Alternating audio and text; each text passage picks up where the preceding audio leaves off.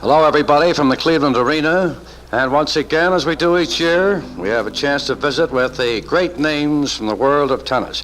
And now, an old friend of yours, a great tennis player, Pancho Segura. Pancho, welcome to Cleveland. I'm very pleased to be back in Cleveland, and I look forward to playing great tennis right here at the arena, as I usually do in this tournament, the POC tournament. We're all looking forward to playing great game for all the tennis fans around this area. Well, Pancho, how have you been doing since your last appearance in Cleveland? Well, I've been almost all over the world. Playing tennis, of course. I've been in South America, Australia, Europe. I just came back from Australia where we drew tremendous crowds. And we understand here in Cleveland that Big Pancho Gonzalez is having trouble with his hand. What about that? Well, apparently he has a cyst on his right hand, his playing hand, but that doesn't seem to bother as much as he claimed. However, I can't tell. He's playing quite well anyhow. I hope the cyst bothered him more in the tournament.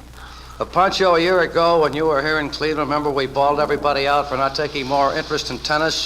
Tell me about the large crowd you had down under in Australia. Well, tennis is a big-time game down there. We had about 15,000 people, and they had some people that couldn't get in to see the tennis.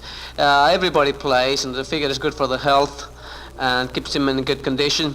Therefore, the game has become a popular game, also due to the fact that they hold the Davis Cup. They won the Davis Cup, and this is a country only had 10 million people, and they got the best tennis players in the world. Therefore, that has created such a great interest that they follow tennis very closely, and they love it.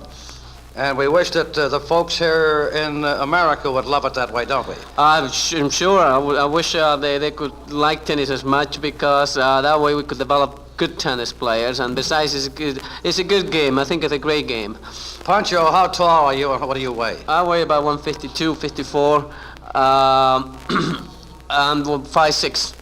5'6". Well, there you are, ladies and gentlemen. Pancho Segura, wonderful tennis player, and we're awfully happy to have visited with you again here in Cleveland. Come back again real soon.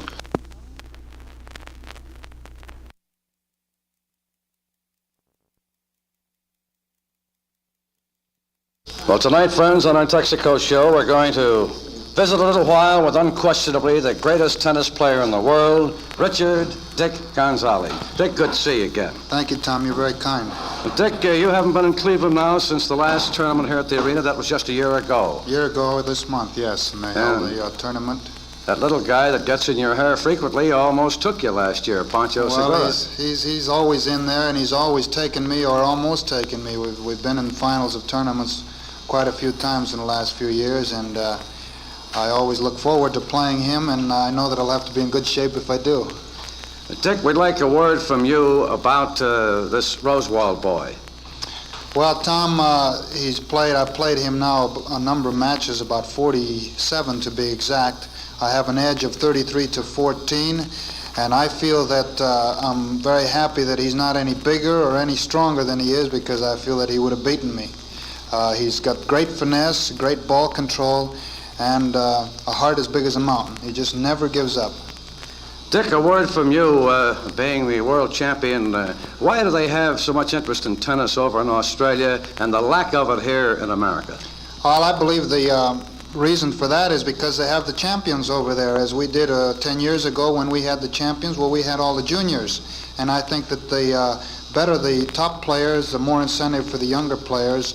And then over there, they're beginning to school them better than we are here by sending them overseas at a younger age. Well, Dick Gonzalez, are you and the other professionals, are you doing anything to promote this game of tennis and make it more of a spectator entertainment? Well, the professionals, of course, Tom, as you know, the best thing we can do is to try and get an amateur in every year to develop interest.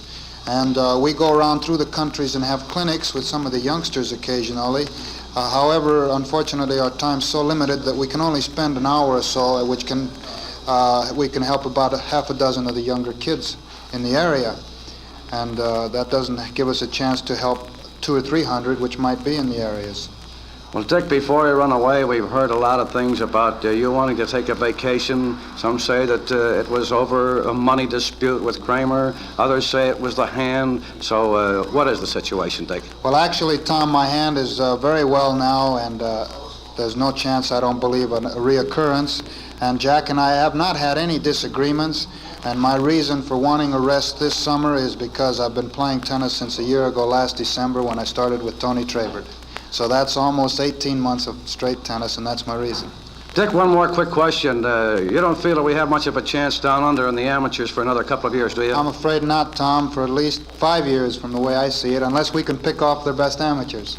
And do you believe that this kid Hode will join you fellas within a year? I hope so. It's believed that he might, but it's not definite, of course, until we get the contract signed. Dick, that's a long story, but another quick one there. I guess the reason he doesn't join is because we hear that he's been offered $65,000, $70,000. Tennis must be a pretty good job over in Australia, huh? Well, I think that's a bit exaggerated. He hasn't been offered anything, as a matter of fact, Tom, and the reason I heard that he wouldn't turn professional was that he wasn't going to turn professional until he was absolutely positive that he could beat the players in the pro ranks.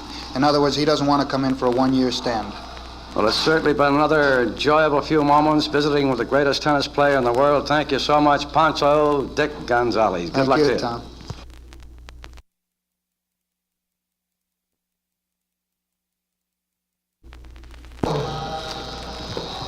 Well, tonight, friends, we're going to visit with unquestionably one of the greatest tennis players of all time, a tall, handsome, redhead, Don Budge. Don, welcome to Cleveland. Awfully good to see you again. Well, thank you, Tom. It's always a great pleasure to play here in Jack March's POC tournament in Cleveland because, first of all, it's one of the few remaining big tournaments left, and all of the boys like Jack, and they appreciate what POC is doing, plus the fact that I have a lot of friends here, so I naturally relish the chance to come back to Cleveland and play in this tournament each year.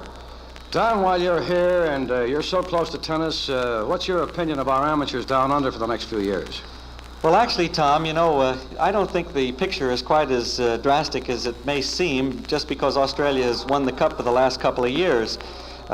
Actually, you know, the game goes in cycles, and even when the great Bill Tilden represented the U.S., the French took it away from us. Australia managed to do pretty well against Tilden and Johnson, and the French, of course, held it away from Johnson and Tilden and his cohorts for quite a few years before a team came along 11 years later to win the cup back. So I don't think there's anything alarming. It's healthy to have one nation win the cup, and then it makes so much more interest when another country comes along and wins it. Right now it's in Australia's cycle.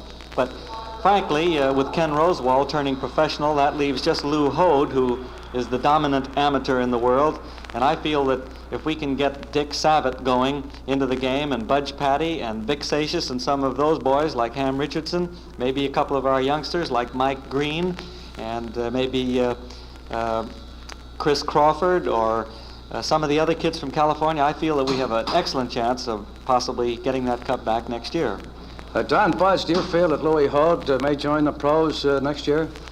I don't know whether he'll do it next year. He hasn't started out too auspiciously so far this year. He wanted to win the 4 major championships, and he started off by losing the first one to Ashley Cooper, the Australian. So he's got a tough road to, I shouldn't say Hode, but you know what I mean.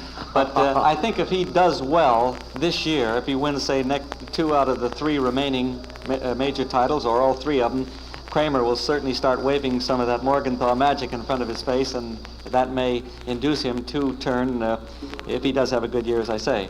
Well, Don, just about a minute now. You know, baseball, football, boxing, they all do a great job of promoting, and I don't know of anybody in the world better to do that job than Don Budge. What can be done here to make this a better spectator standpoint? What can be done to interest more of the youngsters in American tennis? Well, I think all of the players, Tom, who have been past champions and who have come close to being past champions try to devote as much time to the game as they can by putting on clinics, helping the youngsters in various sections of the country, and in a sense that does encourage the youngsters to play better. This tournament, for example, is grossing more people each year, and it takes time to build up a tournament or any kind of a tennis program. You cannot do it overnight.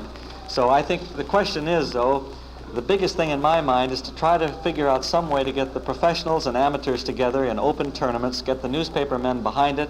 Once the newspaper men start publicizing something, the kids are going to read about it. They're going to say, well, wait a minute, this game of tennis is pretty important at that. We read as much about that as we do golf or baseball, so let's start playing tennis. The way it is right now, with no open tournaments, you don't read about it too much in the papers. The kids don't read too much about tennis, so naturally their leanings aren't towards this wonderful game that has meant a lot to a lot of us who have devoted a good part of our life to it. Well, I may close by adding that I hope that all of the Muni recreation departments will sort of get up in arms and see that we have plenty of tennis courts, because tennis is a great game and it deserves all the promotion they can possibly give it. So thank you again, Don Budge. You're always welcome to our great city of Cleveland. Well, thanks, Tom. It's always a pleasure talking to you, too.